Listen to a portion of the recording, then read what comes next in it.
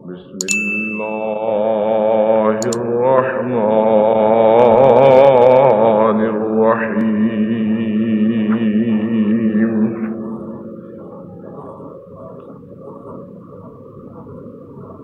الحج أشهر معلومات، فمن فرض فيهن الحج فلا رفث ولا فسوق ولا جدال في الحج، وما تفعلوا من خير يعلمه الله، وتزودوا فإن خير الزاد التقوى، واتقون يا أولي الألباب.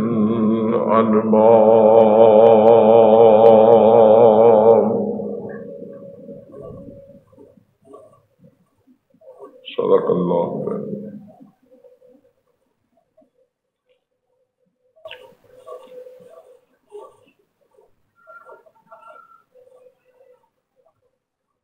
گزشتہ جمعہ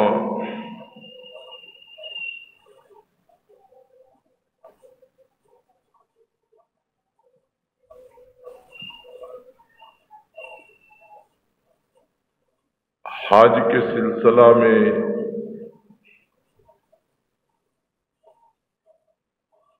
حج کی اہمیت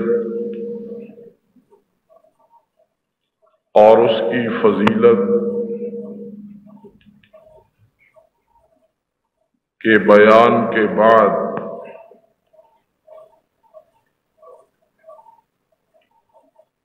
نبی آخر الزمان صلی اللہ علیہ وسلم کے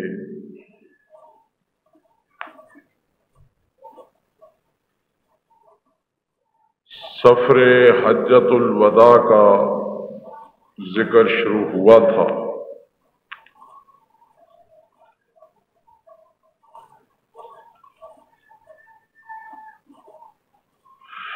یہ حج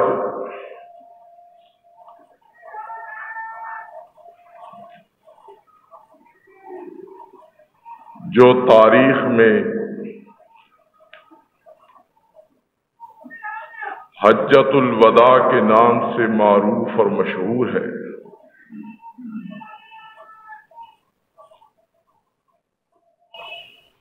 اللہ کے رسول صلی اللہ علیہ وسلم کی زندگی کا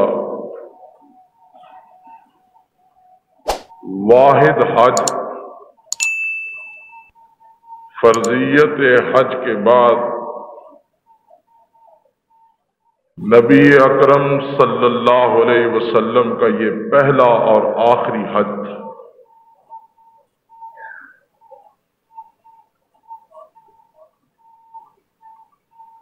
حضرت صلی اللہ علیہ وسلم نے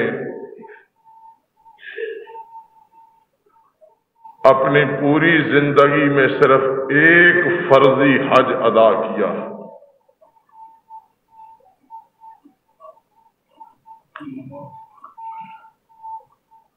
اور امت کے صاحب استطاعت مسلمانوں پر بھی زندگی میں ایک ہی بار حج بیت اللہ فرض ہے.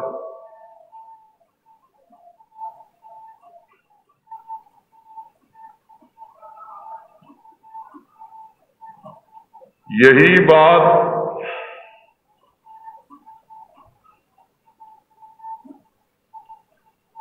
جب نبی مکرم صلی اللہ علیہ وسلم نے فرمائی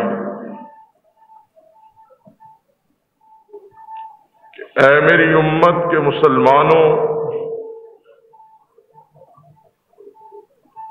جو تم میں سے صاحب استطاعت ہے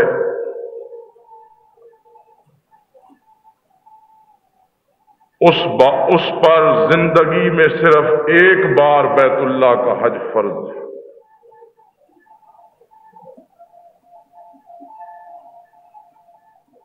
یہ وضاحت تب ہوئی کہ آپ نے مسئلہ بتاتے ہوئے صاحب استطاعت مسلمانوں کو فرمایا کہ جو تم میں سے صاحب استطاعت ہیں وہ بیت اللہ کا حج کرے۔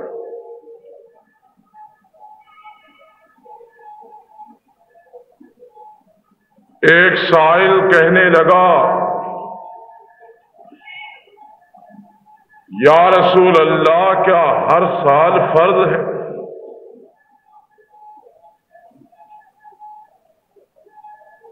آپ نے پھر وہی بات دہرائی۔ سائل نے پھر نقطہ اٹھایا کہ یا حضرت کیا ہر سال فرض ہے؟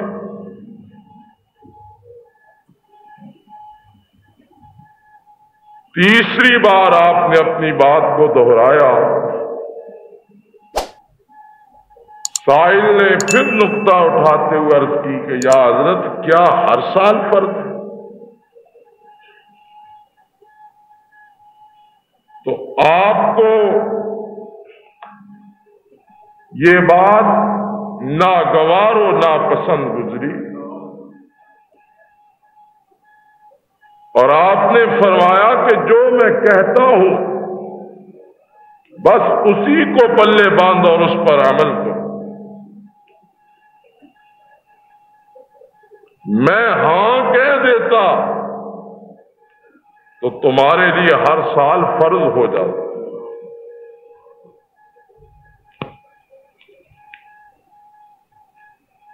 اس بار بار کہ رد و قد میں بار بار سوال کے اوپر سوال کرنے سے مشکلات کے پیدا ہونے کا خطرہ ہے۔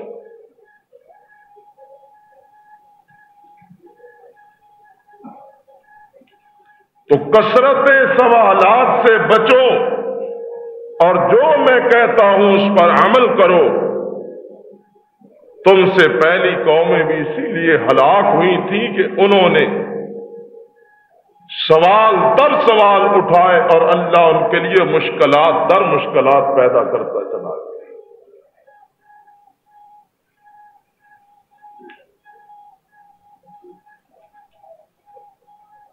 سرور کائنات صلی اللہ تعالی علیہ وآلہ وسلم نے خود بھی اسی پر عمل کرتے ہوئے ایک بار ہی حج بیت اللہ فرمایا اور یہ پہلا اور آخری حج، اور اسی کا تذکرہ گزشتہ جمعے کے آخر میں شروع کرتے ہوئے بات کو سمیٹا تھا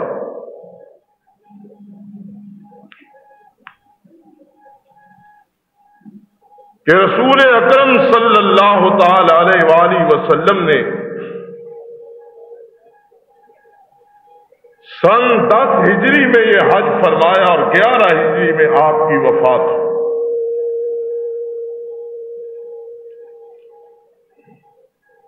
آپ صلی اللہ علیہ وآلہ وسلم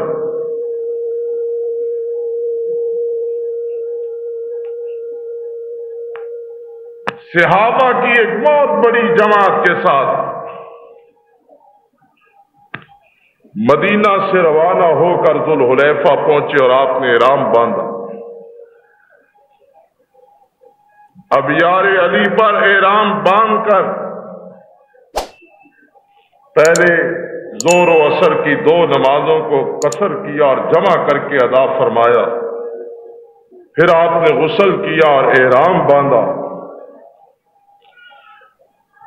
حضرت جابر بن عبداللہ رضی اللہ تعالی عنہ فرماتے ہیں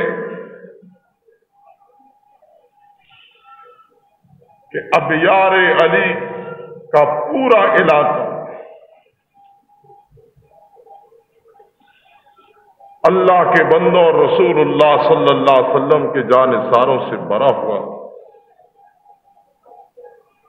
ہر طرف سر ہی سر نظر آ رہے تھے۔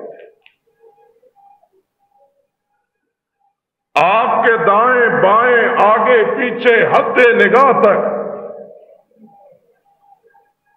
صحابہ اور صحابیات احرام باندھے ہوئے آپ کے رفیق سفر اور شریک سفر۔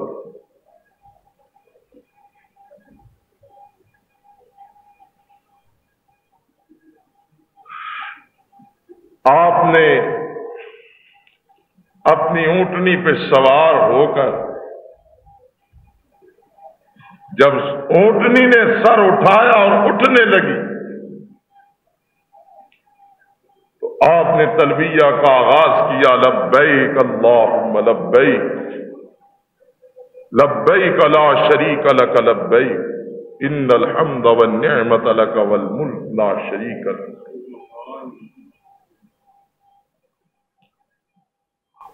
تمام کے تمام صحابہ اور صحابیات اقتدائے نبوی میں تلبیات بلند کرتے ہیں، لبیک کی صداؤں سے پوری فضا گونج اٹھتی ہے۔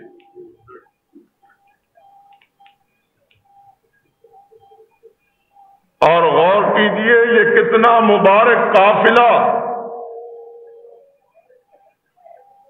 یہ کتنا بابرکت قافلہ اور گروہ ہے کہ جس کی ابتدا اور امامت براہ راست امام کائنات محمد رسول اللہ صلی اللہ علیہ وسلم فرما رہے ہیں۔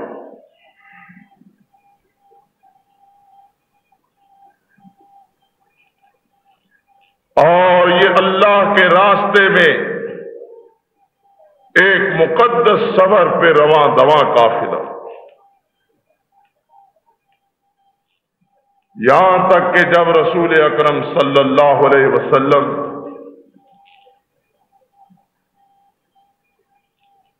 مکہ مکرمہ کے قریب پہنچے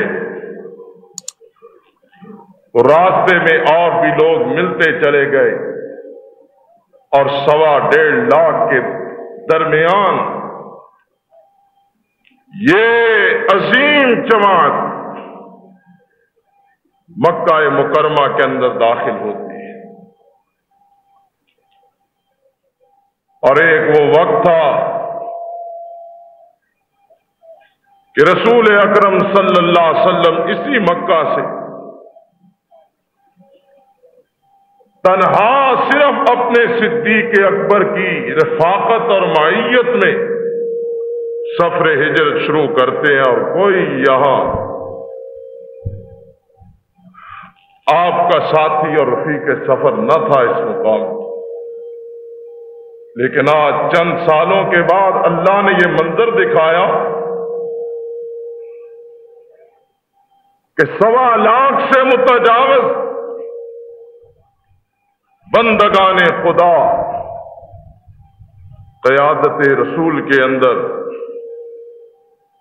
اپنے سفر کو جاری رکھے ہوئے، اور سرور گرامی صلی اللہ علیہ وسلم جب مکہ میں داخل ہوئے، عجیب کیفیت عز و نیاز کے پیکر بنے ہوئے، زبان پر اللہ کی تسبیح و تحمید کے ترانے اور کلمات، آنکھیں نم آلود، رسول اکرم صلی اللہ علیہ وسلم نے سب سے پہلے بیت اللہ میں داخل ہو کر طواف فرمایا، اور اس پہلے طواف کو طواف قدوم کہا جاتا ہے۔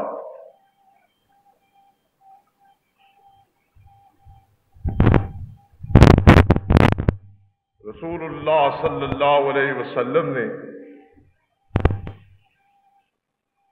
صحابہ کو رمل اور استباء کا حکم دیا، اور خود بھی اس پر عمل کیا۔ استباء ہے کہ جو احرام کی چادر اوپر اوڑھی ہوئی ہے،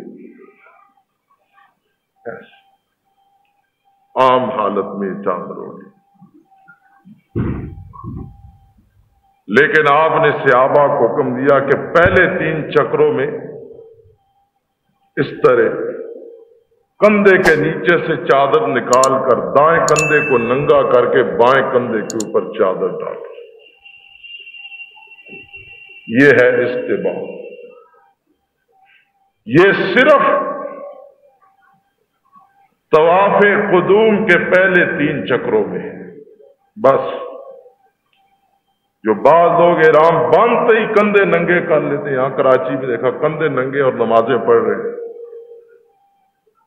نماز ہی نہیں ہوتی ننگا کندھا. رسول اللہ صلی اللہ علیہ وسلم نے کندھے ڈھانپنے کا حکم دیا. صرف طواف کے پہلے 3 چکروں میں یہ استباع کا حکم ہے، دایاں کندھا نہیں. آپ نے غور کیا ہوگا، ایک بڑے لطیفے کی بات پچھلے دنوں سامنے آئی. اخبار میں ایک تصویر چھپی ہے کہ ہماری نوجوان نسل کے ہیرو عمران خان نے زندگی میں پہلا عمرہ ادا کیا ہے. سنا ہے کبھی نام عمران خان؟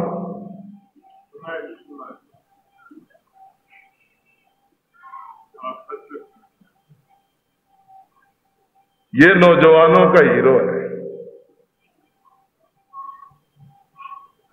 حکومت سے لے کے عوام تک سر پہ اٹھائے پھرتے جا رہے ہیں. جی پاکستان کا نام روشن کیا ہے، کشمیر فتح کیا یا افغانستان فتح کیا یا مشرقی پاکستان واپس دلایا. 4 ڈنڈے مار کے گہنے اڑا دی اور کہا جی ہیرو بن گیا. کیسی بے وقوف اور احمق قوم.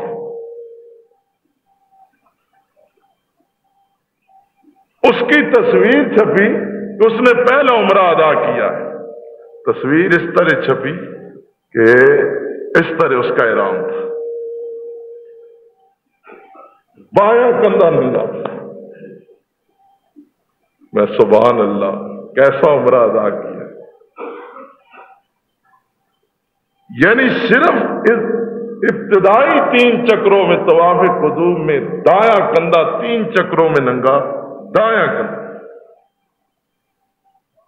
اور اس نوجوانوں کے ہیرو کا جو فوٹو اخبار میں پڑا، تقریباً آدھے صفحے سے بھی زیادہ کا فوٹو تھا، اس میں بایاں کندھا ننگا تھا، دایاں ڈھانپا ہوا تھا. میں نے کہا جس بے وقوف کو یہ پتا نہیں کہ طواف کی حالت میں کون سا کندھا ننگا ہوتا ہے، وہ دین کو کیا سمجھتا ہو. ہے ہیرو ان کا.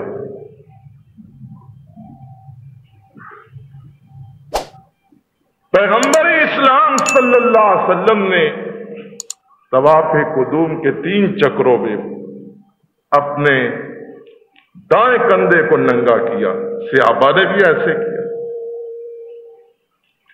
اور آپ نے رمل فرمائی. رمل یہ ہے کہ آپ نے پہلوانوں کے سے امداد کے ساتھ قدم اٹھا کر، جس طرح پہلوان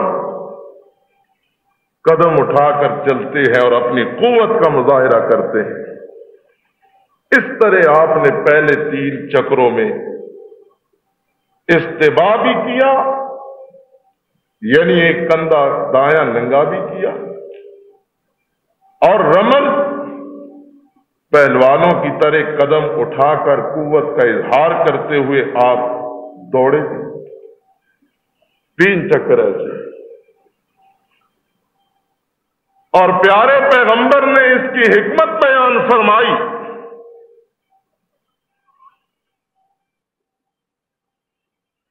اور وہ یہ تھی کہ جب مسلمان پہلے آئے تھے تو مکے والوں نے کہا یہ مریل ہیں، مر چکے ہیں. ہجرت کرنے کے بعد جب مدینے گئے تو ان کو کھانے پینے کے لیے کچھ نہیں ملتا، یہ کمزور ہو چکے. اب ان کا زور ٹوٹ چکا ہے. رسول اللہ صلی اللہ علیہ وسلم نے فرمایا کہ نہیں، کندھا ننگا کر کے اچھل کر کود کر پہلوانوں کی طرح رمل کر کے دڑکی لگا کے ان کو بتاؤ کہ ہم کمزور نہیں ہیں بلکہ اب بھی ہم شیر ہیں اللہ کے فضل.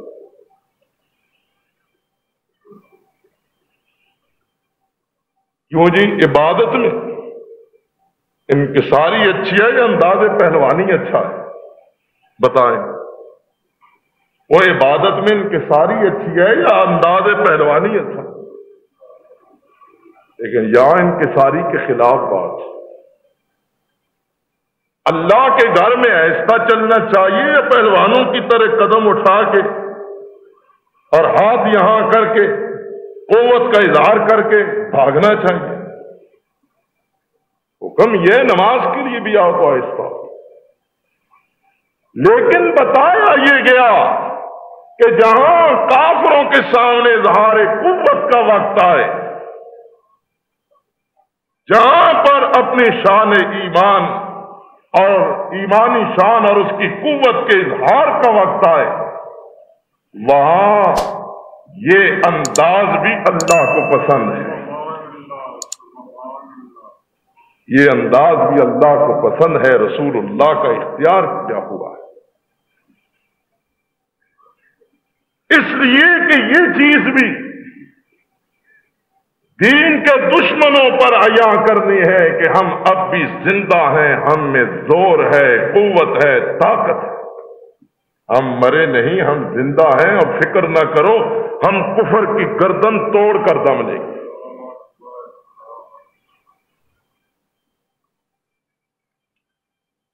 اس طرح آپ نے پہلے 3 چکروں میں تعلیم اور آغاز طواف رسول اکرم صلی اللہ علیہ وسلم نے حجر اسود کے بوسے کے ساتھ کیا۔ حجر اسود بیت اللہ کی عمارت کے نکر میں ایک پتھر لگا ہوا ہے، ثبت ہے، اور طواف کا آغاز اس پتھر کو بوسہ دینے سے ہوتا ہے۔ یہ کالے رنگ کا پتھر ہے۔ نبی اکرم صلی اللہ علیہ وسلم فرماتے ہیں کہ یہ پتھر جنت سے اللہ نے بھیجا تھا اور سفید رنگ کا تھا، لیکن انسانوں کے گناہوں اور انسانوں کے کرتوتوں نے، انسانوں کی سیاہ کاریوں نے سفید پتھر کو بھی آہستہ آہستہ سیاہ کر دیا۔ اللہ کے حبیب نے اسے بوسہ دیا اور فرمایا جو حجر اسود کو بوسہ دے گا قیامت کے دن یہ حجر اسود بولے گا، اللہ اسے قوت گویائی عطا کرے گا اور بوسہ دینے والے کے حق میں اللہ کی بارگاہ میں گواہی دے گا۔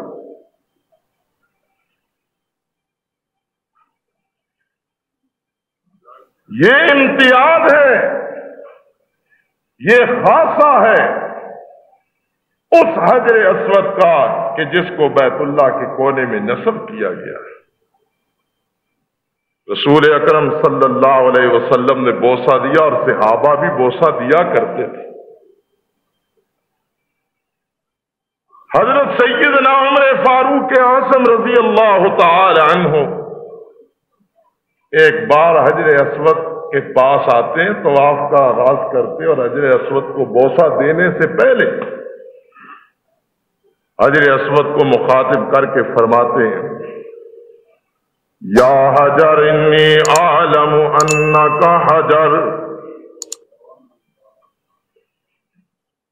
اے پتھر، اے حجر اسود، میں جانتا ہوں، مجھے علم ہے، میں بخوبی جانتا ہوں کہ بے شک تو ایک پتھر ہے، انی اعلم انک حجر لا تنفعنی ولا تضرنی، نہ تو مجھے نفع دے سکتا ہے نہ نقصان دے سکتا ہے۔ پتھر نہ نفع دے سکتے ہیں نہ نقصان، پتھر نفع بھی نہیں دے سکتے اور نقصان بھی، چاہے وہ پتھر جنت میں سے ہی کیوں نہ آیا ہو۔ اور جنت کا پتھر اگر نفع نقصان نہیں دے سکتا تو قبر کا پتھر بھی نفع و نقصان، سمجھ آئی؟ سیدنا فاروق اعظم فرماتے ہیں اے حجر اسود میں جانتا ہوں تو ایک پتھر ہے، نہ تو نفع دے سکتا ہے نہ نقصان دے سکتا ہے۔ نفع نقصان پہنچانا پتھروں کے بس کی بات نہیں ہے، نفع و نقصان پہنچانے والا عرش عظیم کا مالک، ساری کائنات کا رب ہے۔ وہ جس کو نفع دینا چاہے اس کو کوئی نقصان نہیں پہنچا سکتا، اور جسے وہ نقصان پہنچانا چاہے ساری دنیا کی طاقتیں اس کو مل کر اس نقصان سے بچا نہیں سکتی۔ یہ ہے عقیدہ مواحدوں کا، یہ ہے عقیدہ اہل اللہ کا، یہ ہے عقیدہ اہل حق کا، اہل توحید کا، یہ ہے عقیدہ صحابہ کا، یہ ہے عقیدہ فاروق اعظم کا، اور یہ ہے عقیدہ صحابیوں کے امام محمد الرسول اللہ صلی اللہ علیہ وآلہ وسلم۔ فرمایا نہ نفع دے سکتا ہے نہ نقصان دے سکتا۔ اب جب نفع بھی نہیں تو نقصان بھی نہیں، اور نقصان بھی نہیں، نفع نقصان دونوں نہیں، تو پھر چوما کیوں جا رہا ہے؟ فاروق اعظم فرماتے حجر اسود میں کبھی تجھے بوسہ نہ دیتا اگر میری آنکھوں نے نبی پاک کو تجھے چومتے ہوئے نہ دیکھا ہوتا، کبھی نہ چومتا، لیکن میری آنکھوں نے دیکھا اللہ کے حبیب محمد رسول اللہ صلی اللہ علیہ وسلم تجھے چوم رہے تھے، میں اپنے آقا کی اتباع میں تجھے بوسہ دے رہا ہوں، نفع و نقصان کا مالک سمجھ کے نہیں دے رہا ہوں، صرف اپنے آقا محمد رسول اللہ صلی اللہ علیہ وسلم کی اتباع کے اندر کہ میرے آقا نے تجھے چوما تھا، لہذا میں بھی تجھے چوم رہا ہوں۔ حجر اسود کو چومنے کا مسئلہ، بوسہ دینے کا ممکن ہے، کسی کو تکلیف دیے بغیر، دھکے دیے اور دھکے کھائے بغیر رسائی ہو تو حجر اسود کو چوم لینا چاہیے، نہ ہو ہاتھ حجر اسود سے لگا لو اور ہاتھ کو چوم لو، یہ بھی ممکن نہیں، دور سے ہی اشارہ کر دو، ثواب اتنا ہی ملے گا جتنا چومنے والے کو ملتا ہے۔ دھکے دینا اور دھکے کھانا کوئی نیکی نہیں، کپڑے پھڑوا کر، کپڑے لوگوں کے پھاڑ کر کہ جی میں نے حجر اسود کو بوسہ دے دیا۔ اللہ کے بندے تو نے کتنے آدمیوں کو پریشان کیا اور خود بھی پریشان ہوا۔ میرے پاک پیغمبر علیہ الصلوۃ والسلام حجر اسود کو بوسہ دیتے ہیں اور زبان سے فرماتے ہیں بسم اللہ واللہ اکبر، یہ فرمایا بسم اللہ واللہ اکبر، یہ کہو بوسہ دو اور چل پڑو۔ امام کائنات محمد الرسول اللہ صلی اللہ علیہ وسلم اور آپ کے صحابہ اللہ کے گھر بیت اللہ کے طواف کا آغاز کرتے ہیں اور سرور کائنات اللہ کے گھر کے گرد چکر شروع کرتے ہیں اور زبان سے فرماتے ہیں سبحان اللہ والحمد للہ ولا الہ الا اللہ واللہ اکبر، سبحان اللہ والحمد للہ ولا الہ الا اللہ واللہ اکبر۔ اللہ کے گھر کے گرد طواف بھی ہو رہا ہے، زبان سے کہتے ہیں سبحان اللہ، اللہ تو پاک ہے، الحمدللہ سب تعریفیں اللہ کے لیے ہیں، لا الہ الا اللہ کوئی نہیں ہے معبود مگر وہی اللہ کے جس کا یہ گھر ہے، سبحان اللہ والحمد للہ ولا الہ الا اللہ واللہ اکبر واللہ اکبر واللہ اکبر۔ اللہ ہی سب سے بڑا ہے، یہ کہتے ہوئے میرے پاک پیغمبر بیت اللہ کے گرد چکر لگاتے ہیں، بیت اللہ کا طواف کرتے ہیں، اور آج بھی اس منظر کو آنکھوں سے دیکھنے والے دیکھتے اور محسوس کرتے ہیں۔ دیوانہ وار کائنات کے کونے کونے سے آئے ہوئے بندگان خدا رمل اور استباء بھی کر رہے ہیں، عمومی طواف بھی کر رہے ہیں، طواف قدوم، طواف افاضہ، طواف زیارت، طواف نافلہ، طواف وداع، عمومی طواف۔ لاکھوں انسان بیت اللہ کے گرد گھوم رہے ہیں، اور مجھے کبھی غور کرتا ہوں تو ایسے محسوس ہوتا ہے کہ یہ دنیا کے کونے کونے سے آئے ہوئے دیوانے اللہ کے گھر کے گرد چکر لگا رہے ہیں اور کہتے ہیں اللہ تیری محبت ہمیں یہاں کھینچ لائی، ہم تیری محبت میں تیرے گھر تک آ گئے، اب دل چاہتا ہے ہم تجھے دیکھیں، اللہ اپنا آپ دکھا۔ اور پھر دیوانوں کی طرح اللہ کے گھر کے گرد چکر لگاتے ہیں کہ کہیں سے کسی طرف سے کوئی راستہ مل جائے اور کسی طرف سے کوئی زیارت نصیب ہو جائے، لیکن اس گھر کے مالک کی طرف سے آواز آتی ہے کہ میرے گھر میں آنے والوں تمہارا آنا قبول کر لیا، لیکن میں نے دنیا میں تو اپنے موسیٰ کلیم کو زیارت نہیں کروائی تھی، تمہیں کہاں زیارت کرواؤں گا؟ تم آؤ میرے پاس، جب دنیا کو چھوڑ کے آخرت میں آؤ گے تب تم مجھے دیکھو گے، میں تمہیں دیکھوں گا۔ یہ دیوانہ وار انداز۔ حضرت فرماتے ہیں سبحان اللہ، الحمدللہ، اللہ اکبر،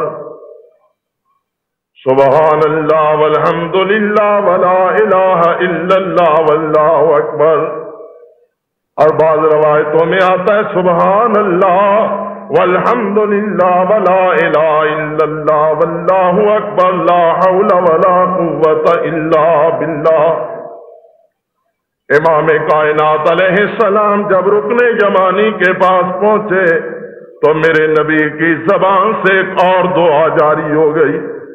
رکن یمانی سے لے کر حجر اسود تک اللہ کے حبیب یہ دعا پڑھتے ہیں، ربنا آتنا فی الدنیا حسنہ وفی الآخرۃ حسنۃ وقنا عذاب النار، اللہم انی اسألک العفو والعافیۃ فی الدنیا والآخرہ، ربنا آتنا فی الدنیا حسنہ وفی الآخرۃ حسنۃ وقنا عذاب النار۔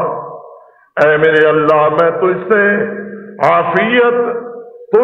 عافیت کا سوال کرتا ہوں، اے میرے اللہ میں تیرا مہمان ہوں، تیرے گھر میں آیا ہوں، تیرے نبی نے ہی فرمایا کہ جو اس گھر کے ظاہر بن کر آتے ہیں وہ اللہ کے ضیوف، اللہ رحمان کے مہمان ہوتے ہیں، ضیوف الرحمان۔ اللہ میں تیرے گھر میں آیا ہوں، اسألک العفو والعافیۃ فی الدنیا والآخرہ، اللہ میں تجھ سے دنیا و آخرت کی عافیت کا سوال کرتا ہوں، اور ربنا آتنا فی الدنیا حسنہ وفی الآخرۃ حسنۃ وقنا عذاب النار۔ اللہ مجھے دنیا اور آخرت دونوں کی بھلائیاں عطا فرما، اور اے اللہ مجھے آگ کے عذاب سے بچا دے۔ یہ سادہ سی لیکن انتہائی جامع، انتہائی بامانی اور انتہائی جامع ترین دعائیں اللہ کے رسول صلی اللہ علیہ وسلم نے پڑھی۔ حضرت بڑی لمبی دعائیں، مشکل اور پیچیدہ الفاظ پر مبنی دعائیں بھی پڑھ سکتے تھے، لیکن اللہ نے اپنے نبی کی امت پر احسان کیا، اپنے رسول کی زبان سے سادہ سے الفاظ ادا کروائے جن کے اندر گہرائی ہے، جامعیت ہے، اور جن کے معنوں کے اندر بڑے بڑے سمندر گم ہو جاتے ہیں۔ اتنے وسیع المعنی الفاظ اللہ کے رسول صلی اللہ علیہ وسلم نے پڑھے۔ جو ہر عام و خاص یاد کر سکتا ہے۔ ایک چکر ہوا حجر اسود تک پہنچ کر، پھر آپ نے حجر اسود کو بوسہ دیا اور دوسرے چکر کا آغاز کیا۔ اسی طرح 7 چکر طواف کے مکمل کیے، 7 پھیرے 7 چکر لگانے سے ایک طواف مکمل ہوتا ہے۔ 7 چکر مکمل کرنے کے بعد اللہ کے رسول صلی اللہ علیہ وسلم وَاتَّخِذُوا مِن مَّقَامِ ابراہیم مصلی کے مصداق مقام ابراہیم کو سامنے رکھ کر طواف کے 2 نفل ادا فرماتے ہیں۔ آپ چاہے زمزم پہ تشریف لے گئے، زمزم کا پانی اپنے ہاتھوں سے نوش کیا اور خوب اچھی طرح سیر ہو کر آپ نے فرمایا یہ زمزم ہے جو مائیت کا کام بھی دیتا ہے، غذائیت کا کام بھی دیتا ہے، پیاس بھی بجھاتا ہے اور خوراک کا کام بھی دیتا ہے۔ اور آپ نے فرمایا کہ جو شخص جس نیت اور ارادے سے اس کو پیتا ہے، اللہ اپنی رحمت سے اس پانی کو اس کے لیے اسی نیت اور ارادے کے حساب سے نافع اور شافع بناتے ہیں۔ اس پانی میں اللہ نے جملہ بیماریوں کی شفا رکھی۔ یہاں سے اللہ کے رسول صلی اللہ علیہ وسلم فارغ ہو کر صفا کی طرف جاتے ہیں اور یہ پڑھتے ہوئے ان الصفا والمروہ من شعائر اللہ، صفا اور مروہ یہ اللہ کی نشانیاں ہیں، اللہ کے شعائر۔ یہ پڑھتے ہوئے رسول اکرم صلی اللہ علیہ وسلم صفا پہاڑی پہ کھڑے ہو جاتے ہیں، چڑھ جاتے ہیں اور صفا سے بیت اللہ کی طرف منہ کر کے بیت اللہ کو نگاہوں کے سامنے رکھ کر یہ اعلان کرتے ہیں لا الہ الا اللہ وحدہ لا شریک لہ لہ الملک ولہ الحمد یحیی ویمیت وہو علی کل شیء قدیر۔ لا الہ الا اللہ، لا الہ الا اللہ وحدہ انجز وعدہ ونصر عبدہ وہزم الاحزاب وحدہ۔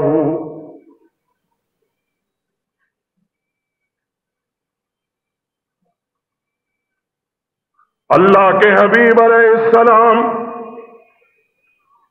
صفا پہ کھڑے ہوتے ہیں، ایک طرف مروہ کی گھاٹی نظر آتی ہے، سامنے بیت اللہ، اللہ کے بندے طواف کر رہے ہیں اور وہ وقت یاد آیا میرے پاک پیغمبر کو کہ جب اسی مکہ میں اللہ کے نام لیواؤں پر عرصۂ حیات کو تنگ کر دیا گیا، اسی مکہ میں بلال اللہ کا نام لیتا تھا تو بلال کو مار مار کے لہولہان کر دیا جاتا تھا۔ اسی مکہ کے اندر بلال اللہ کی وحدانیت کا اقرار کرتا تو آگ کے انگاروں پہ لٹا دیا جاتا تھا۔ اسی مکہ میں آل یاسر کے معصوم بچوں کو ان کی آنکھوں کے سامنے ذبح کر دیا گیا تھا۔ اسی بیت اللہ کے اندر، اسی حرم کے اندر پیارے محمد الرسول اللہ کے گلے میں کپڑا ڈال کر میرے رسول کی گردن کو گھونٹا گیا تھا۔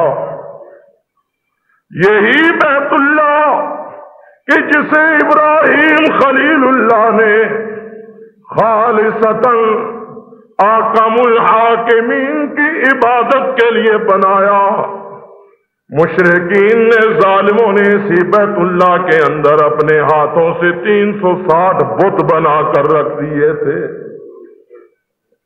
یہ بھی ہے نا اللہ کے پیارے ہیں۔ اور نہیں تو اللہ کے پیاروں کی تصویریں ہی بنا لیں، تصویریں نہیں تو مٹی، ریت، پتھر اور لکڑی کے بت ہی بنا کر انہی کا تصور ذہن میں رکھ کر ان کی پوجا شروع کر دیں۔ کہاں پہنچا شیطان ابلیس مردود؟ کس تصور کے ساتھ؟ آج بھی ہے نا مراقبہ ہے، مراقبہ، چادریں ڈال دی جاتی ہیں، گھونگھٹ نکال لیے جاتے ہیں، یہ کیا ہو رہا ہے؟ مراقبہ ہو رہا ہے۔ مراقبہ کیا ہے؟ یہ تصور شیخ، یہ تصوف کی ایک اصطلاح ہے، تصور شیخ، شیخ سامنے نہیں لیکن شیخ کا تصور سامنے رکھ کر ذکر کیا جا رہا۔ تصور رب ہوتا نا کہ اللہ کا تصور سامنے رکھا جا رہا، وہ نظر نہیں آتا لہذا تصور سے ہی کام چلا دیا۔ لیکن ابلیس نے کہا نہیں، رب کا تصور مت کرو، شیخ کا تصور کرو۔ اور فتح مکہ کے موقع پر سرور کائنات علیہ السلام فاتح کی حیثیت سے بیت اللہ میں آئے نا 8 ہجری میں، تو آپ نے بیت اللہ کا دروازہ کھلوایا، اندر داخل ہوئے، ہاتھ میں رسول اللہ صلی اللہ علیہ وسلم کے مضبوط عصا ہے، لاٹھی،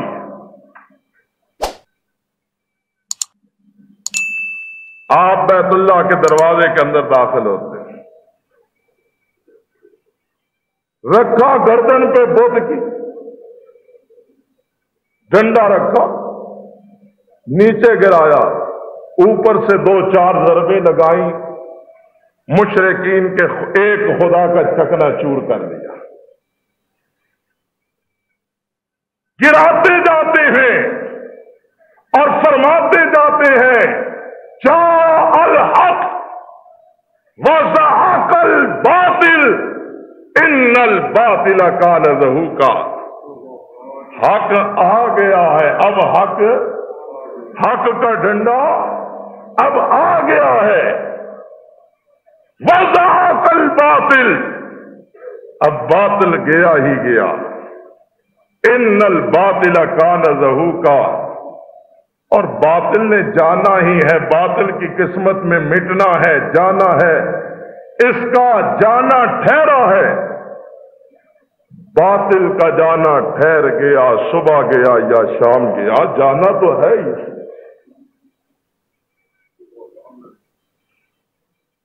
اس باطل نے مٹنا ہے۔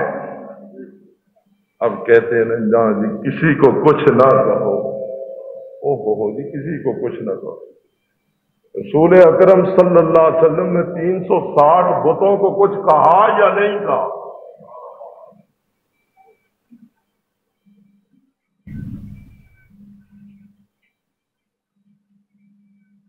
اور کیوں بھائی تبلیغی جماعت والو کہتے جو جہاں جاؤ وہی رنگ اختیار کر لو، کچھ نہ کہو کسی کو۔ یہ ہم نے ان کو تبلیغ کر دیا لہذا ان کو ہم نے کچھ نہیں کہا، کہنا ہی کچھ نہیں ہے تو پھر تبلیغ کاہے کی کرنی؟ توڑا، بتوں کو توڑا، اپنے ہاتھ سے توڑا، 360 معبودان باطل کا چکنا چور کیا، اور زبان سے کہتے ہیں جاء الحق وزهق الباطل ان الباطل کان زہوقا۔ یہ ہے حق، جب حق آتا ہے نا تو پھر وہاں سے باطل بوریا بستر گول کر لیتا ہے۔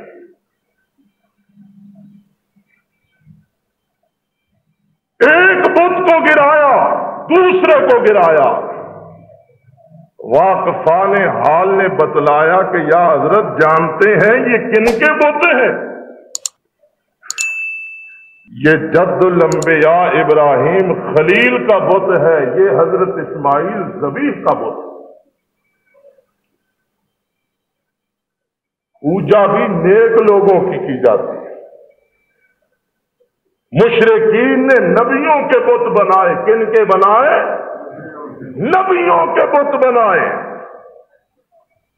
وہ ابراہیم کے جو ساری زندگی شرک کے خلاف جہاد کرتا رہا، جس نے ساری زندگی اللہ کی توحید کے لیے مارے کھائیں، اس امام المواحدین کا بھی ظالموں نے بت بنا دیا۔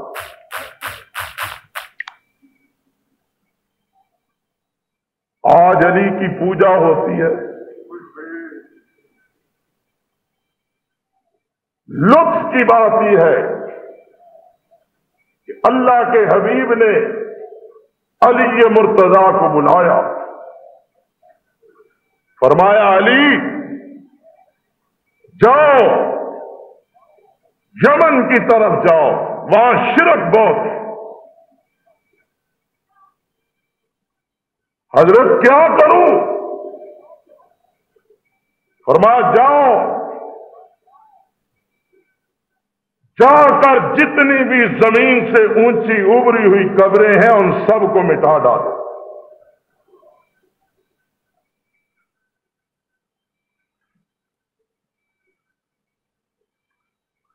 پیغام توحید دے کر بھیجا، لیکن آج امت اسی علی کے تشبیہیں بنا کر ان کی پوجا کی جا رہی ہے۔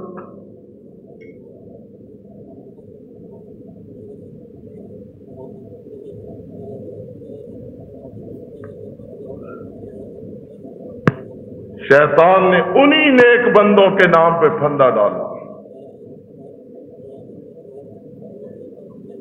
انہی توحید کے نمبرداروں کے نام پر امت کو گمراہی کا سبق دیا۔ ابراہیم و اسماعیل کا بت دیکھا، میرے پاک نبی ششدر رہ گئے، حیران رہے۔ آپ نے بے ساختہ فرمایا، او مشرکو، اللہ تمہیں غارت کرے، تم نے میرے ابا ابراہیم و اسماعیل کو بھی معاف نہیں کیا، ان کی بھی بت بنا ڈالے، ان کی بھی پوجا شروع کر دی۔ پاک پیغمبر علیہ السلام نے ان کو بھی توڑا، پاش پاش۔ جب ہی تو مکے والے کہتے تھے محمد بڑا گستاخ ہے،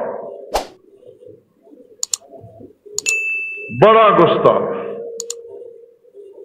علی نے جو قبریں مٹائی تھیں ابری ہوئی یمن کے علاقے میں جا کر، کس کے حکم سے گرائی تھی؟ بولو اللہ والو، حضرت علی نے کس کے حکم سے یمن کی قبریں گرائی؟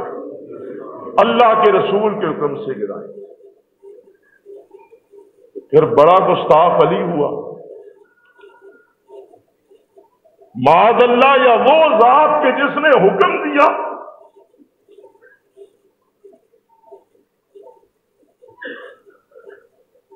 یہ امت بڑی عجیب ہے، خرد کا نام جنو رکھ دیا اور جنو کا نام خرد رکھ دیا۔ نافرمانی رسول کا نام محبت رکھ دیا، اور کتاب و سنت کی اطاعت کا نام انہوں نے گستاخی رکھ دیا۔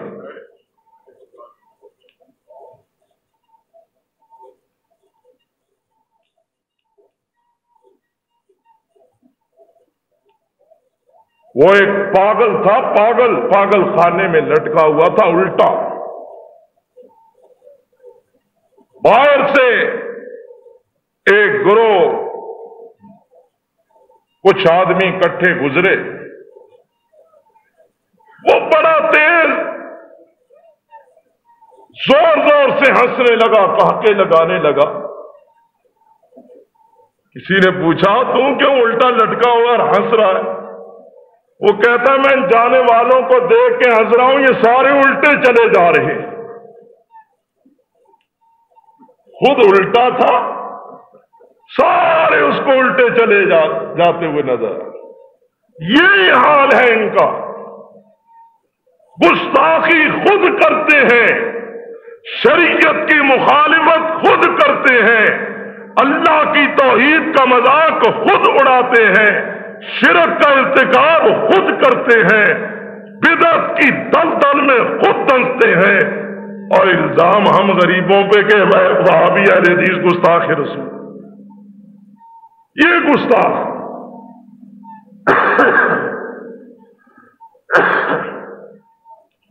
بھائی ہمارا تو وہ مشن ہے جو نبی اکرم کا مشن تھا، ہمارا وہ مشن ہے جو نبی اکرم نے علی کو سونپا تھا۔ گستاخی ہے تو وہاں سے شروع ہوئی ہے، ہم نے کوئی نئی شروع نہیں۔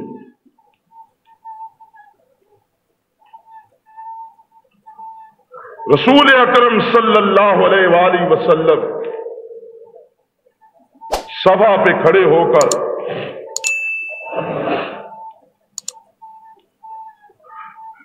ان پرانی یادوں کو ذہن میں دوبالا کرتے ہیں۔ پھر یاد آیا کہ اللہ تو نے اپنی رحمت سے دن پھیرے اور آج بیت اللہ بتوں سے پاک ہے، آج مشرک یہاں سے بھاگ چکے ہیں اور تیرے مواحد بندے تیرے گھر کا طواف کر رہے ہیں۔ نبی پاک نے نعرہ لگایا، فرمایا لا الہ الا اللہ وحدہ لا شریک لہ، لا الہ الا اللہ، اللہ کے سوا کوئی معبود نہیں، وحدہ وہ اللہ اکیلا الہ برحق ہے، لا شریک لہ اس کا کوئی شریک نہیں، لہ الملک ولہ الحمد یحیی و یمیت، اسی کے لیے بادشاہت، اسی کے لیے سب تعریفیں، وہی زندگی عطا کرنے والا اور اسی کے قبضے میں موت بھی ہے، وَهُوَ عَلَىٰ كُلِّ شَيْءٍ قَدِيرٌ، وہ اللہ ہر چیز پر قادر ہے، زندگی و موت اسی کے قبضے میں ہے۔ یاد آیا نا وہ وقت کہ جب ننگی تلواریں لے کر گھر کے باہر کھڑے اور آج محمد زندہ نہیں جائے گا، یہ تہیہ کر کے گھیرا ڈال کے کھڑے ہو جاتے ہیں۔ مارنے والوں نے مارنے کا پورا پروگرام بنایا، لیکن بچانے والے نے بچا کر دکھایا۔ کہا اللہ موت و حیات کا تو ہی مالک ہے، یہ فیصلے تیرے قبضہ قدرت اور تیرے دائرہ اختیار کے اندر ہے۔ ایک اور بات فرمایا لا الہ الا اللہ وحدہ انجز وعدہ ونصر عبدہ وہزم الاحزاب وحدہ، سب تعریفیں اس اللہ کی ہیں، انجز وعدہ جس اللہ نے مجھ محمد سے کیے ہوئے وعدوں کو پورا کیا، وَنَصَرَ عَبْدَهُ وہی اللہ وحدہ لا شریک کہ جس نے اپنے بندے محمد کی مدد فرمائی صلی اللہ علیہ وسلم۔ انجز وعدہ اپنے وعدوں کو اللہ نے مجھ سے پورا کیا۔ اللہ کے وعدوں پر یقین کرو، اللہ ناممکنات کو ممکنات میں بدل دے گا۔ اللہ کے وعدوں پر یقین کرنے والے اور اللہ کی ذات پہ توکل کرنے والے بن جاؤ۔ ارشاد فرمایا انجز وعدہ، احرام کی حالت میں میرے پاک نبی کوہ صفا پہ کھڑے اور فرماتے ہیں انجز وعدہ وہزم انجز وعدہ ونصر عبدہ، اللہ تو ہی ہے ہر قسم کی شراکت سے پاک، اے وحدہ لا شریک ذات، تو نے اپنے وعدوں کو پورا کیا، اپنے اکیلے تنہا بندے محمد کی مدد فرمائی صلی اللہ علیہ وسلم۔ وَهَزَمَ الْأَحْزَابَ وَحْدَهُ، اللہ میں اور میرے مٹھی بھر ساتھی ایک طرف تھے اور سارے عرب و عجم کے احزاب جمع ہو کر مجھے مٹانے کے لیے مدینے پہ چڑھ دوڑے تھے۔ اللہ ہم نے خندق کھود کر اپنی جان، اپنے مال، اپنی عزت و آبرو اور اپنے شہر کو بچایا، لیکن یہ سارے احزاب، یہ سارے گروہ خندق کی دوسری طرف جمع ہو کر ہمیں مٹانے کے لیے، ہمیں ختم کرنے کے لیے ہماری آنکھوں کے سامنے موجود تھے۔ اللہ ہم تو اتنا ہی کر سکتے تھے کہ خندق کھود کر اپنے آپ کو بچا لیں۔ اللہ ان سب کا مقابلہ کرنا ہمارے بس کی بات نہ تھی۔ اے مالک الملک، تو نے ایک رات تیز و تن ہوا، اندھیری بھیج کر، طوفان بادو بارہ بھیج کر ان سارے لشکروں کو بکھیر کر کے رکھ دیا، ان سب کو منتشر کر کے رکھ دیا۔ اللہ، یہ تیرے بھیجے ہوئے طوفان کی زد میں آ کر برباد ہو کر تم تباہ کر بھاگ نکلے۔ اے اللہ، میں اس وقت کو یاد کرتا ہوں، یہ سارے ایک طرف تھے، تیرا حبیب محمد ایک طرف تھا۔ اللہ، اگر تم مدد نہ کرتا تو میں ان کا مقابلہ نہیں کر سکتا تھا۔ اس لیے میرے پاک پیغمبر جبل صفا پہ کھڑے ہو کر فرماتے ہیں، لا الہ الا اللہ، لا الہ الا اللہ، انجز وعدہ ونصر عبدہ وہزم الاحزاب وحدہ۔ اللہ کے حبیب اللہ کم الحاکمین کی بارگاہ میں شکریہ ادا کرنے کے بعد صفا سے اترتے ہیں اور اپنی زبان سے یہ الفاظ ادا کرتے ہیں، رب اغفر ورحم، رب اغفر ورحم، انک انت الاعز الاکرم۔ یہ پڑھتے ہوئے اللہ کے حبیب جب پتنے وادی میں پہنچتے ہیں، تیز قدم اٹھا کر سیدہ ہاجرہ سلام اللہ علیہا کی سنت پر عمل کرتے ہوئے بھاگتے ہیں مروہ کی طرف۔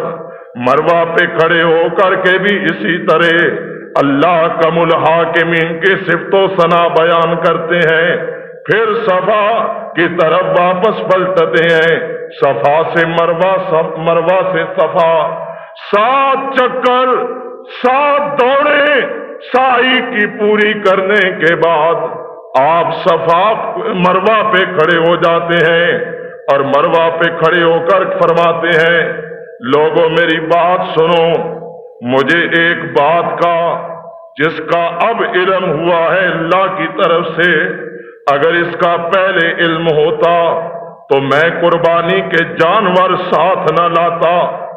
اے لوگوں، جنہوں نے قربانیوں کے جانور ساتھ لائے ہیں وہ میرے ساتھ قران کے احرام کے ساتھ حج کے لیے منتظر رہے، لیکن جن لوگوں نے اپنے قربانیوں کے جانوروں کو ساتھ نہیں لایا وہ لوگ احرام کھول دیں، عمرہ ادا ہو گیا، اب وہ حج تمتع کے لیے 8 ذی الحج کو دوبارہ مکے سے احرام باندھ سکتے ہیں۔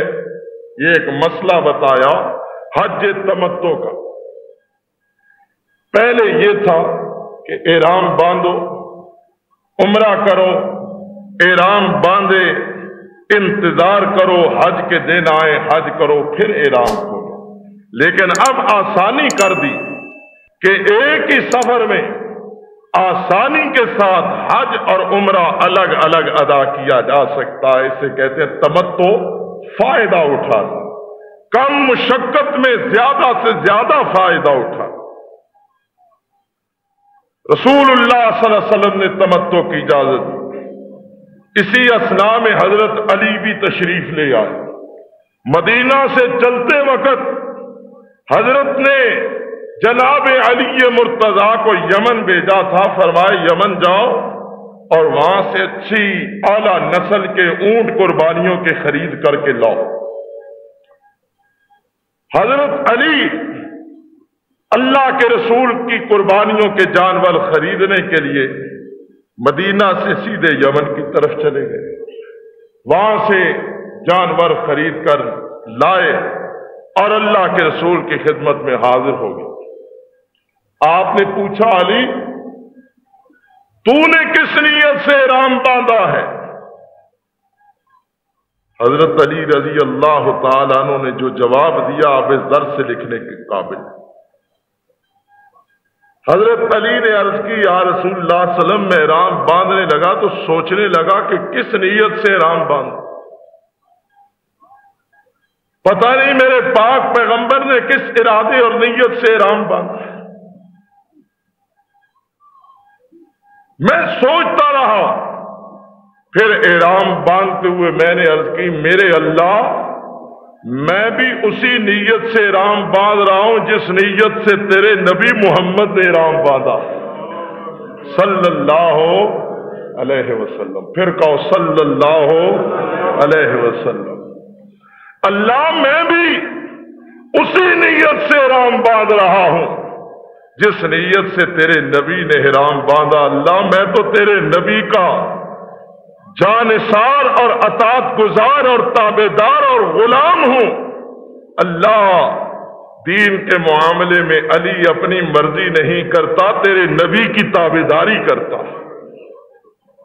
اور اللہ کے بندو اسی ایک بات کو اگر ذہن میں بٹھا لو، مسلک اہل حدیث کا، دعوت اہل حدیث کا تعارف سامنے آ جائے گا کہ زندگی کے ہر معاملے میں وہ ادا اور وہ انداز ہو، نیت بھی، عمل بھی، ظاہر بھی اور باطن بھی، کہ جس طرح محمد الرسول اللہ صلی اللہ علیہ وآلہ وسلم نے نمونہ بن کر دکھایا ہے. آج صورت حال یہ ہے علی کو پتہ نہیں تھا، لیکن علی کی مومنانہ فراست نے شیر خدا کو بتلا دیا کہ علی جہاں بھی ہو نبی کو نمونہ بنانا ہے. لیکن آج نبی کی ساری تعلیم ہونے کے باوجود یہ امت اماموں کو نمونہ بناتی ہے اور وہاں جا کر عرفات میں بیٹھ کر کے بھی کہتے ہیں ٹھیک ہے رسول اللہ نے ظہر اور عصر جمع فرمائی عرفات کے اندر قصر کر کے، لیکن ہمارے امام کا مذہب اس کے خلاف ہے. ہم نبی کی مخالفت کر سکتے ہیں لیکن امام کو نہیں چھوڑ سکتے. ایسے ہوتا ہے نہیں. عرفات میں جا کر اللہ کے بندے و حاجیوں ایسے کرتے ہیں نہیں کرتے. بڑے بڑے مولوی ہم نے دیکھے وہ کہتے ہیں ٹھیک ہے اللہ کے رسول نے ایسے کیا، لیکن ہم چونکہ امام صاحب کے مقلد ہیں ہماری فقہ میں اس کی اجازت نہیں، لہذا ہم ایسے نہیں کرتے. جاتے کس لیے ہو؟ کیا لینے جاتے؟ اگر وہاں بھی جا کے رسول اکرم کی مخالفت کرنی ہے تو وہاں لینے کیا جاتے ہو؟ عذاب کمانے جاتے ہو. کیا اس وقت قرآن آنکھوں سے اوجھل ہو جاتا ہے وَمَن يُشَاقِقِ الرَّسُولَ مِن بَعْدِ مَا تَبَيَّنَ لَهُ الْهُدَىٰ وَيَتَّبِعْ غَيْرَ سَبِيلِ الْمُؤْمِنِينَ نُوَلِّهِ مَا تَوَلَّىٰ وَنُصْلِهِ جَهَنَّمَ وَسَاءَتْ مَصِيرًا. جو رسول کی مخالفت کرے گا، رسول کے بتائے ہوئے راستے سے ہٹ جائے گا، اللہ فرماتے ہیں وہ ظالم جدھر جاتا ہم جانے دیں گے لیکن اس کو جنت کی خوشبو بھی نصیب نہیں کریں گے، اسے جہنم کے گڑھے میں ڈالیں. رسول کی مخالفت کرنے والے کا مقام جہنم ہے۔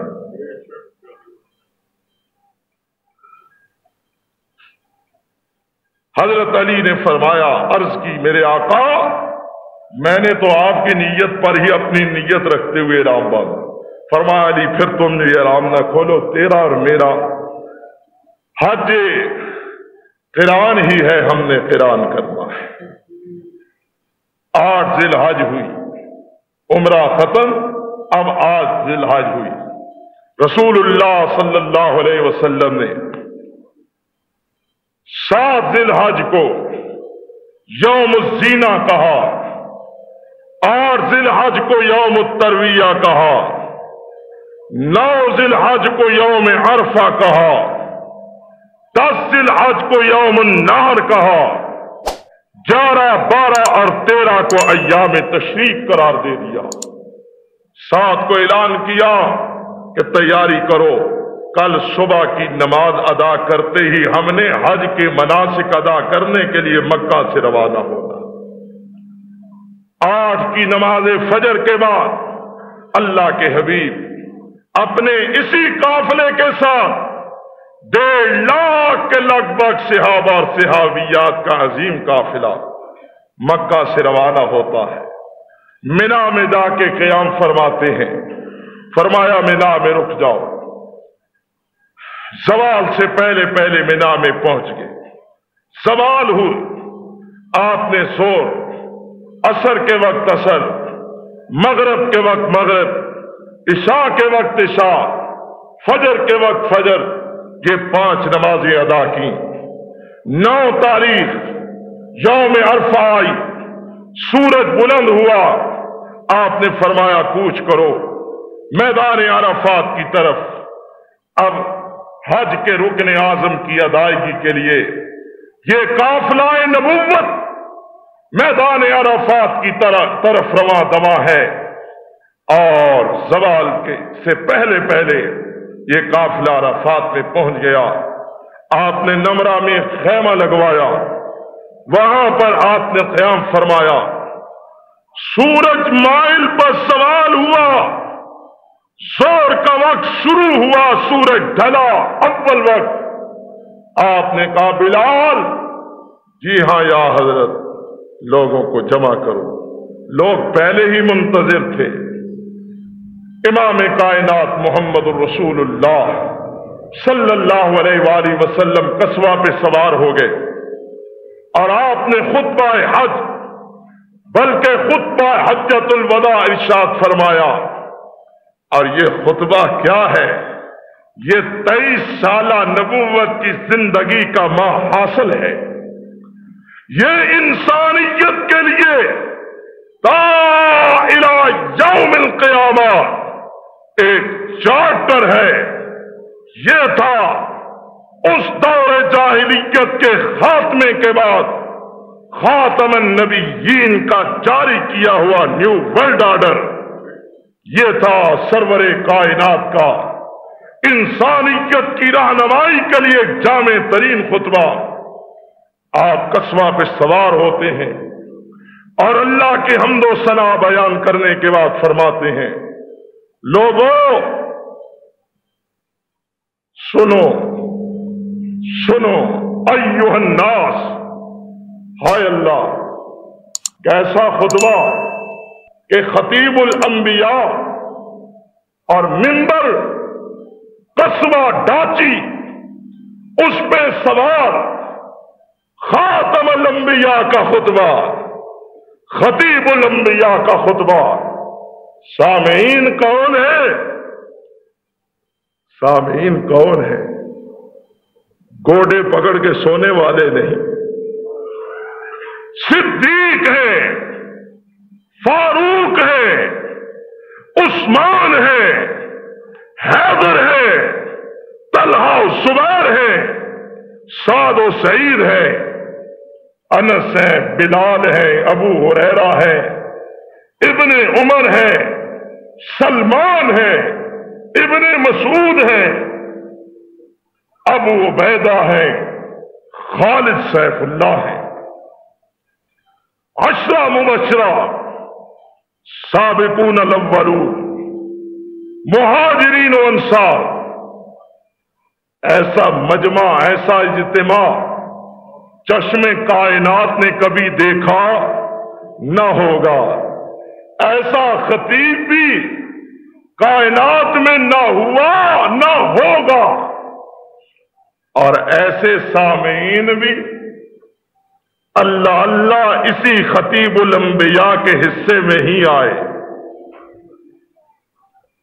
जिनकी जेबों में अल्लाह ने उनकी जिंदगी में जन्नत के परवाने डाल दिए थे।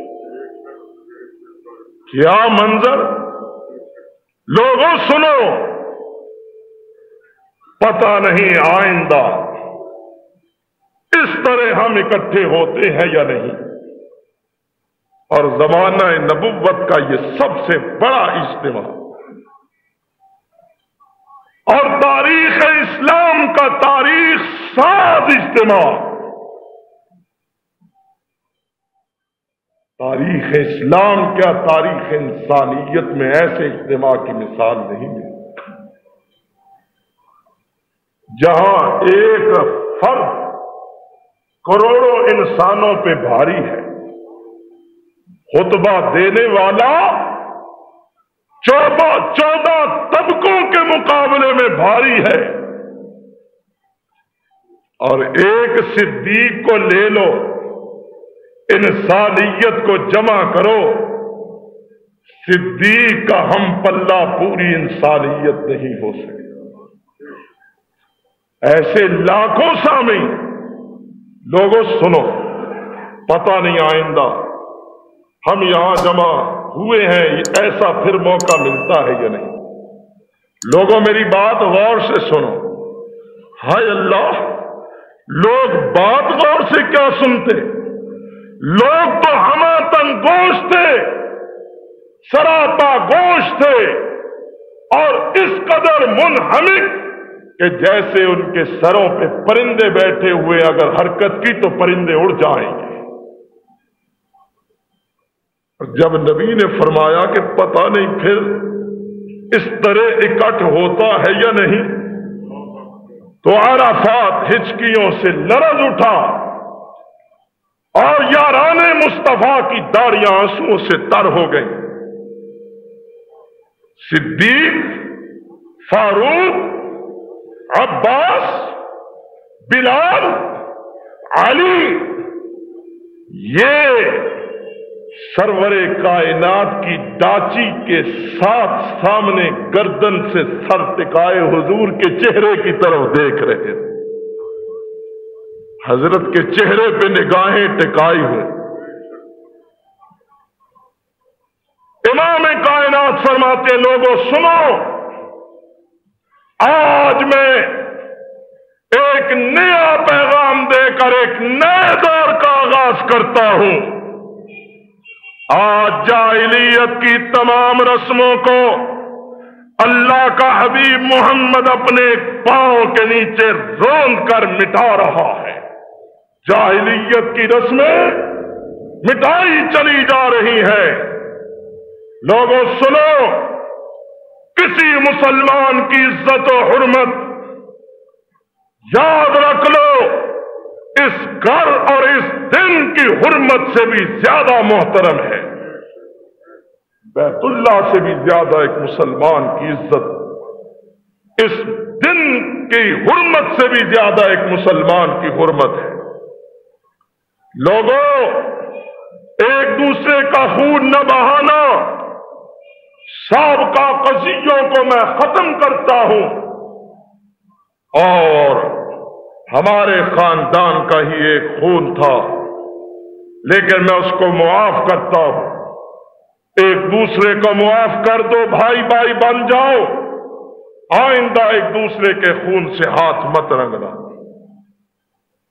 लोगों, सूद को मैं क़यामत तक के लिए हराम करार देता हूं और सूद की जड़ को काटता हूं।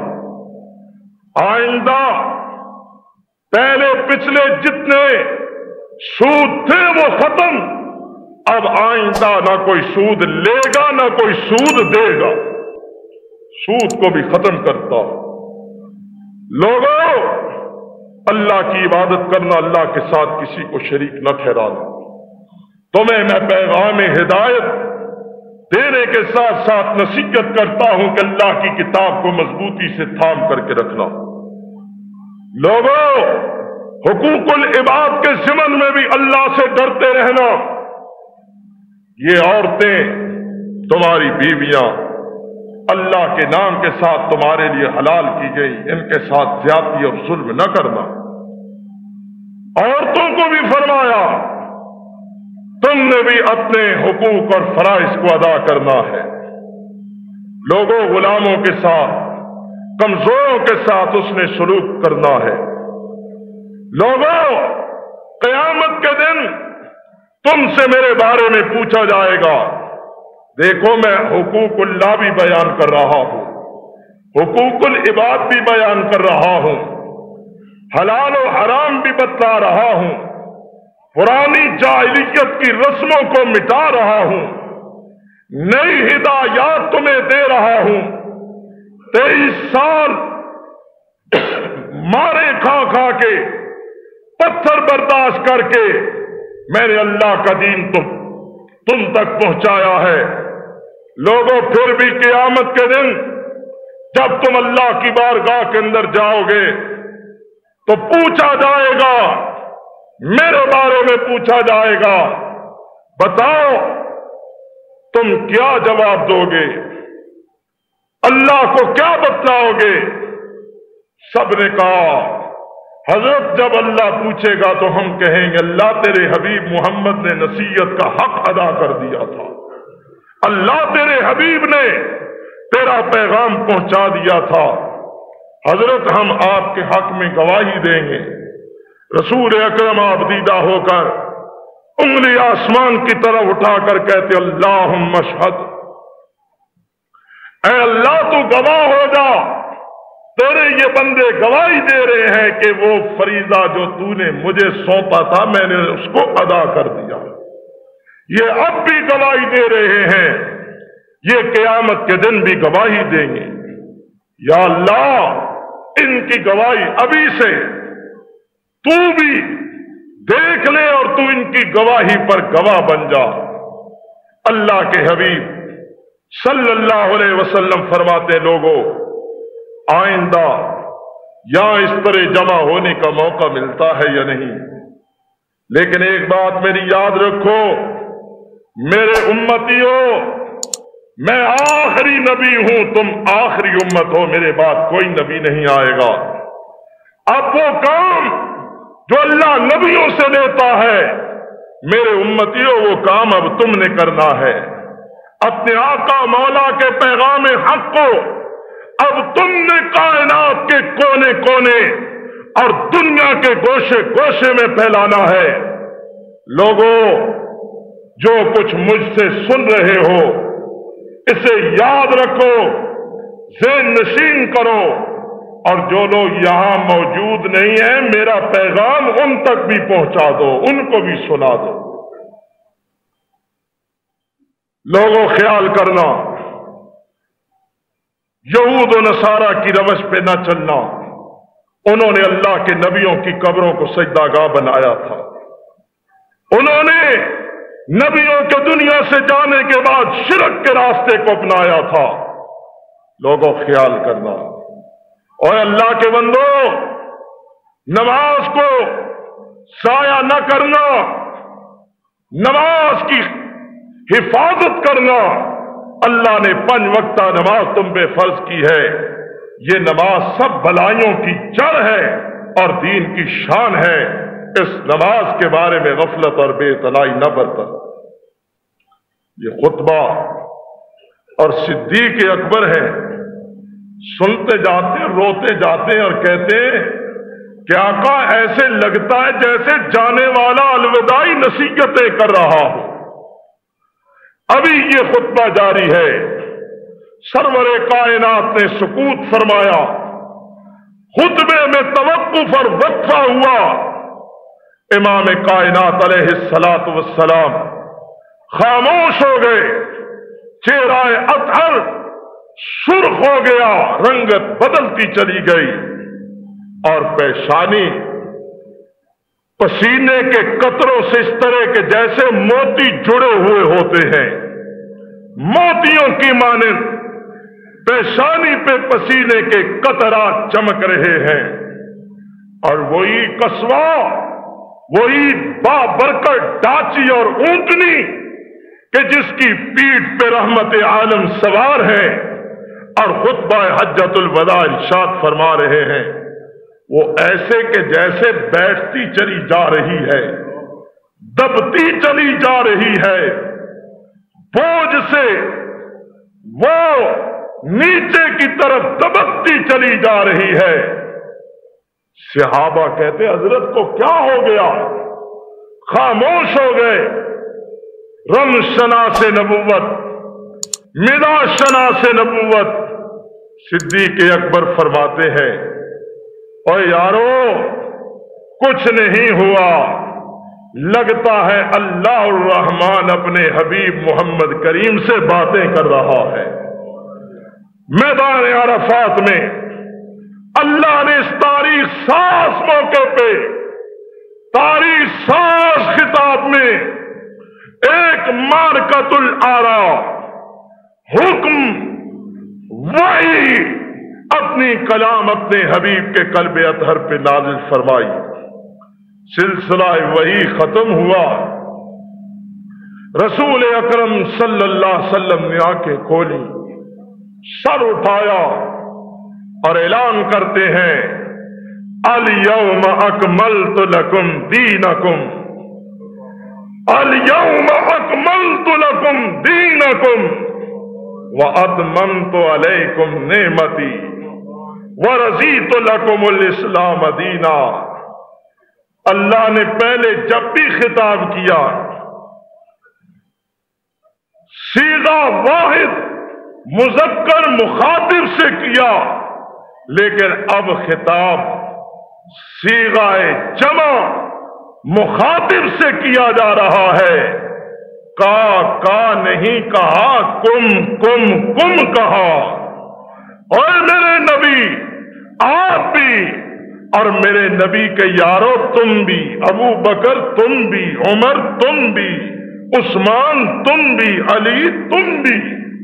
اور عجیب حسن اتفاق ہے، یہ چار نبی کے خلفاء ہیں، اور یہاں لفظ کم بھی 4 ہی بار آیا ہے۔ الیوم اکملت لکم دینکم واتممت علیکم نعمتی ورضیت لکم الاسلام دینا، ورضیت لکم الاسلام دینا۔ آج کے دن میرے حبیب کی ڈیوٹی ختم ہو چکی ہے، یوں کہہ لیں آج کے دن دین مکمل ہو گیا۔ اکملت لکم دینکم، دین مکمل ہو گیا۔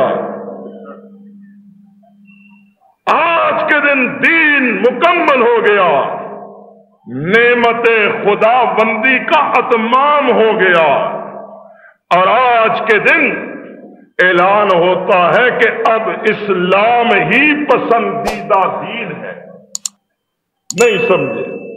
آج کے دن اسلام ہی پسندیدہ دین ہے، اور دین مکمل ہو گیا۔ اب کسی نبی کی ضرورت باقی ہے اور کسی شریعت کی ضرورت باقی ہے، کسی شریعت ساز کی ضرورت باقی ہے؟ پھر یہ امام کہاں سے نکل آئے؟ یہ فقہ کہاں سے نکل آئی؟ جب نعمت تمام ہو گئی تو اب اس اتمام نعمت کے بعد ادھر ادھر جھانکنے کی کیا ضرورت ہے؟ قیامت تک کے لیے دین مکمل، نعمت تمام، اور پسندیدہ جو دین ہے وہ دین اسلام ہے۔ یہ اعلان ہوتا ہے، صدیق ہیں کہ زارو قطار روتے ہیں، صحابہ خوش ہیں۔ عمر کہتے ہیں ابو بکر تمہیں ہر وقت رونے کی پڑی رہتی ہے، بڑے رقیق القلب ہو، دیکھو خوشخبری آئی ہے، دین مکمل ہو گیا، اللہ نے نعمت تمام کر دی، خوشخبری آئی ہے۔ صدیق فرماتے ہیں ہاں ہاں خوشخبری تو آئی ہے، لیکن مجھے اس آیت نے یہ پیغام بھی دیا ہے کہ خوشخبری سنانے والے کے جانے کی بھی باری آئی ہے۔ اب یہ جانے والا ہے، اب آنکھیں کس کو دیکھیں گی؟ اب کس کے رخ اطہر کی زیارت کریں گی؟ محمد الرسول اللہ صلی اللہ علیہ وسلم نے خطبہ حجۃ الوداع ارشاد فرمایا، اور یہ خطبہ انشاءاللہ میرے ذہن میں آج ہی یہ بات آئی کہ میں قریب اس مکمل خطبے کو ایک کتابچے کی صورت میں بمائے ترجمے انشاءاللہ شائع کروں گا، تاکہ آپ کو پتہ چلے کس تاریخ ساز خطبے میں اللہ کے رسول نے وہ جو کوزے میں سمندر بند کرنے کا محاورہ آتا ہے نا، اس سے بھی کہیں بڑھ کر جامعیت کو اس خطبے کے اندر سمو دیا ہے۔ خطبہ مکمل ہوا، بلال نے آزان کہی، سرور گرامی نے آزان کے بعد زہر کی دو رکعتیں قصر زہر کی نماز پڑھائی، سلام پھرا، بلال اب زہر کے بعد عصر کی بھی تکبیر کہو، ایک آزان، دو تکبیریں، زہر کے بعد عصر کی 2 رکعتیں بھی جمع کر دیں، 2 نمازوں کو قصر کر کے جمع کر کے میدان عرفات میں امام کائنات نے ادا فرمایا، اور اس کے بعد آپ نے وقوف عرفہ فرمایا، عرفات میں دعائیں مانگی، سرور کائنات نے غروب آفتاب تک دل کھول کر دعائیں مانگی، فرمایا آج کے دن شیطان مایوس اور نا امید ہو چکا ہے، اور لوگوں آج تک شیطان نے تم سے گناہ کروائے، لیکن آج تمہاری اس حاضری کو دیکھ کر مالک الملک نے تمہیں اس طرح گناہوں سے پاک کر دیا جس طرح پہلے دن تمہاری ماں نے تمہیں اپنے بطنوں سے معصوم جنم دیا تھا، جاؤ مغفور ہو، آج اللہ نے تمہیں گناہوں سے پاک کر دیا ہے۔ اور شیطان نے جب بخشش خدا بندی کے اس منظر کو دیکھا ہے تو وہ ریت اور مٹی کی لپیں بھر کے اپنے سر میں ڈال رہا ہے اور کہہ رہا ہے کہ میں مارا گیا، میری زندگی کی کمائی غارت ہو گئی، میں نے تو ساری زندگی ابن آدم کو گمراہیوں میں ڈال کے گناہ کروانے کی کوشش کی، اور آج اللہ تو نے ان بندوں کو ایک ہی دن میں اس مقام پہ حاضر ہونے کی وجہ سے ان کے گناہوں کو معاف کر کے میری محنت کو ضائع کر دیا ہے۔ ارشاد ہوتا ہے شیطان تو نے بھی کہا تھا اللہ میں تیرے بندوں کو گمراہ کروں گا، تو میں نے بھی کہا تھا شیطان تو میرے بندوں کو گمراہ کرتا جائے گا، میں اپنے بندوں کو معاف کرتا جاؤں گا۔